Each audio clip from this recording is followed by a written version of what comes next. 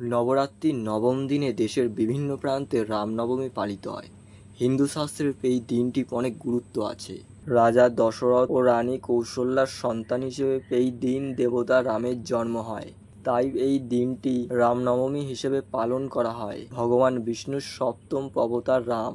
অনেকের বিশ্বাস ভগবান বিষ্ণু পৃথিবীতে মানব অবতার রূপে জন্ম নিয়েছিলেন অসুরদের অত্যাচার শেষ করার জন্য, বিশেষ করে লঙ্কার রাজা রাবণকে শাস্তি দেওয়ার জন্যই মানব রূপে মর্তে এসেছিলেন বিষ্ণু। রাবণ ছিলেন বরপ্রাপ্ত, ভগবানরা তার বিরুদ্ধে লড়াই করে টিকতে পারতেন না, তাই বিষ্ণু মানব রূপে পৃথিবীতে আসেন। পৃথিবীতে ধর্মরক্ষার জন্য রাবণকে যুদ্ধে পরাজিত করেন। সেই যুদ্ধে রাবণ প্রাণ হারান।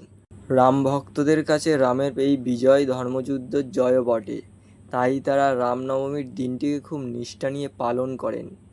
অনেকেই বিশ্বাস করে এই দিন নিষ্ঠা নিয়ে পুজো করলে মনের অনেক আকাঙ্ক্ষা পূরণ হয়।